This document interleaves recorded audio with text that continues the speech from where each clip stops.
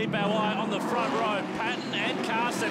But look at these Commodores. Gary Baxter makes an absolute stormer, as does Gary McDonald. 3 Commodores, though, side by side into one. McNally backed out. Don't blame him. On board now. The Century battery's on board with Craig Dontis.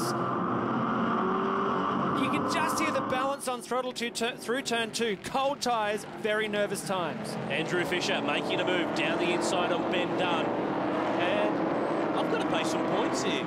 Everyone's well behaved. What's wrong with them? So far, Noonan, we're only up to turn 5 of lap 1. It is a 12-lap race. Give them time. Oh, there's plenty of time. They sort themselves out through the sweeper. We jump on board the ice break in car with Chris Pither. First time into this team this weekend and driving like he's been with them all season. Oh, he's been given a nudge by Elsgood there. He was thinking about McNally in front. Suddenly he's had to realise he's got to focus on Elsgood, who's right behind. And we all know Elsgood's a hard charger. Back with Dontis, new engine in this car since the last round. Feels like ages since the last round. In behind David Cedars, who in turn is making some moves. Looks like Scott Jennings in the Samboy Commodore. Squeeze him wide, brother. Squeeze him wide into the dirt. Cedars, welcome to V8 Ute Racing reverse grid style. He really did expect to get some racing room then, but he might rethink that one next time he's in that position, as he now has another look. Again, just hear the balance on the throttle. Look at this opening lap. Bang! Steve McFadden. And it takes lap. Boom! Oh, that's not good. Had 4 goes at it. I've got it. No, I haven't. Again. Yes, no, I have. Yes, I do. Oh, Kim Jane, nowhere to go. Nowhere to go, and that's the result of Kim Jane having a problem in race 1, starting at the back of the grid in race 2. Andrew Fisher, second in the championship, in fact, coming into this weekend, applying a bit of pressure to the back of Gary Baxter. We saw Compassion Day on the in-car board of Andrew Fisher. Then I think he showed far too much compassion for Gary Baxter. Then he should have thrown it up the inside. Brad Patton leading the way. New backing from Wicked Energy Drink for that team this weekend. Gary Carson, really impressive job. Actually, both Brad Patton and Gary Carson in the Select TV Falcon doing a fantastic job. There's big pressure for these guys. It's only their second year, and behind them you've got the likes of Baxter and Fisher and Ben Dunn. He's got great local support. Wangaratta based company this weekend. Wants to put on a good show. And we see... this is what happens. Chris Pither up the inside. Oh, do they have the B-pillar rule in this category? I think they have the no-pillar rule. And away goes Ben Dunn, who broke an axle in Friday practice, but he's got bigger problems at the moment. If I was him, I'd just go and lay back on some of the Wilson fabrics, enjoy a few beers with the crew. Hasn't got much else to do at the moment. Looking here at Reece McNally, who's under pressure from the reigning champ, Jack Elsgood, in car 1. Won this round at Winton last year. In fact, it was only one of 2 rounds that he actually won, so it really shows that you have to be really consistent across every type of scenario that unfolds in a championship season. Well, there's always action. Look at Paul Williams, bombed it in there late, squeeze him wide on exit. That's a textbook Ute manoeuvre. And he wasn't the only one among it. Charlie Kovacs and Peter Burnett getting together on the Yokohama replay. And Charlie started last, 32nd. He's gone through half of the field already. And Andrew Fisher... to stick it down the inside of turn 1 and to hold onto that on the outside of turn 2 is a brilliant move. As is that one by Grant Johnson. That is a Craig Lowndes signature move. Arrow it in, keep it tight on the exit of 6 and throw it in there. And he'll hang on to around the gum tree. But this is where the fight is now. Andrew Fisher hanging on from Chris Pither. Ford and Holden. Brad Patton, Carson, Baxter, Fisher. They run up the front.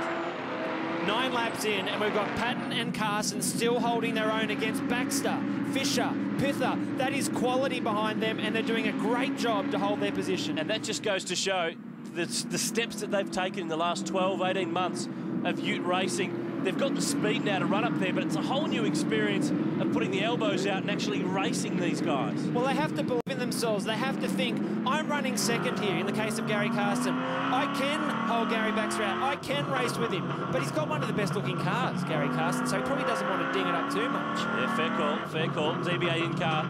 Well, it's not in car, it's on car with Andrew Fisher. Having a look at Gary Baxter, a little sideways, and Fisher has got some pressure coming too.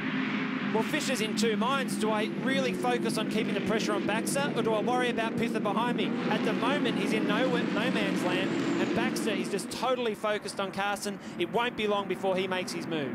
Gary Baxter, the runner-up here at Winton last year, won the round in 2008, so has very, very good history at this racetrack. No surprise to see him up towards the front. Here is Chris Pither, the Kiwi. One of 4 cars prepped by Williams Race Tech for this weekend.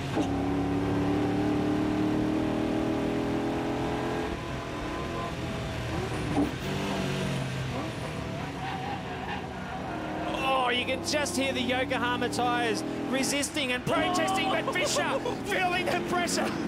Massive slide towards the wall. I don't know how he kept it off, but he did. And Pither, just merely by keeping the pressure on, has gained that position. And that didn't look like anything out of control in the exit, and then all of a sudden it did. It just goes to show you we're watching this as we see Baxter now on the outside of the sweeper. No way! Yes way. He's going the long way. Oh, this is tight, but he's on the inside for the next part, so he'll be okay. That is a big move. That's brilliant stuff. My guess, Baxter's seen in his mirror that Pither has made his move on Fisher. He has said, I need to get on with this, get past Carsten. And Carsten, with the back hanging out in the dirt, he is feeling the pressure, but geez, he's doing a good job. I don't know why you're getting excited. This is just normal Ute stuff. Look at this. Yokohama replay happens every race. Up on the dirt, right against the wall. From the roof. Oh, he did hit it. He hit it. I think he just nicked that tyre wall on the way through. Love it. Love it, love it, love it. 9.5 out of 10. We deduct half a point for the contact. And meanwhile, Brad Patton has just kept a smooth, consistent pace and has got a good gap over Gary Baxter. 2 laps to go. He's got to be feeling the pressure. I reckon he can win this. If he can hang on for 10, what's another 2? Well, what's another 2? We just saw him 1 lap. We're just watching them all roll around, and suddenly it all happened. Baxter made his move on Carson. Pither got in front of Fisher, and now here comes Elsgood and Cedars. I love it. Everyone's been able to work their way through this reverse grid race without too much damage. Ben Cavic here, the workhorse Falcon, under a bit of pressure from Giannis Derhams, who filling in this weekend for car owners Dennis Cribben and Cole Dunn. I like how you reference the workhorse Falcon, but you don't reference the red ass of Derhams. What's going on there? Cars are at turn 3 right now. Here's Rick Gill. He's joining in the fun this weekend from Western Australia. First time in the Ute Series. Been doing some saloon car racing over in WA.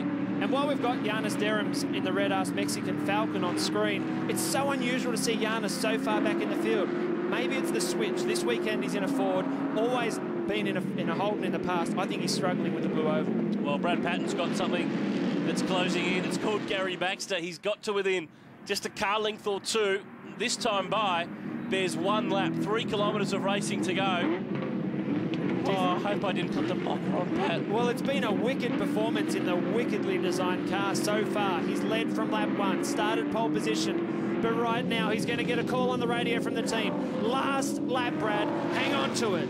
Open the doors, do anything you can do, because here comes Baxter, and Carson now under fire from Chris Pither, who's in the gap. Look at the lead. Baxter makes the big, big move, forces Patton off the road. He'll pop out the other side. Oh, no! Oh, no! So close. Baxter, a decent move down the inside, a little bit of contact. We get it all the time, but the pressure. He just squeezed the throttle too much. Oh, he was back on the road, and I thought he was going to just drive it up the hill and get back into the lead, but instead he's on the side of the road, facing in the wrong direction, and Gary Baxter's got the lead. And if all of that's not enough, Pither has got past Carson. Fisher has got past Carson. And now Pither has put the pressure on Baxter. I just can't keep up. Oh, half a lap to go, not done with yet. Pither's closing in. Look at them in the background. Elsgood Cedars driving like a bunch of lunatics. And Grant Johnson, the race 1 winner, is going with them. So the race 2 win has gone from potentially a couple of rookies maybe snagging one to a couple of seasoned Ute veterans. I tell you what, the Jim Beam battle pack has changed. Every lap of this race has been different. Gary Baxter's missed a gear. Oh, Pither down the inside on the grass. Oh, can't watch. Where's this going? Baxter hangs on, but look, big winner, Andrew Fisher. If he can sneak up the inside, he could at least snag second. Gary, I can't even say the names right. This is insane. Oh, Baxter inside, Pither outside. Fisher will fill the gap. That's the way to go. But Baxter is off the hook now. 1 corner to go. That was a good race. And that's still a good race. Second last turn by Andrew Fisher to slide in there to claim second place was brilliant stuff. Star of the race for me. Really hang on to fourth is Gary Carson, but Gary Baxter takes the win. Throw a blanket over them at Winton. That was, you know what? That was a standard Ute race. Imagine what a really good one's like. That was fantastic. Gary Baxter started 6th. He gets the win from Andrew Fisher. Chris Pither came from 10th on the grid to get 3rd. And Paul Williams and Charlie O'Brien rounded out the top 10.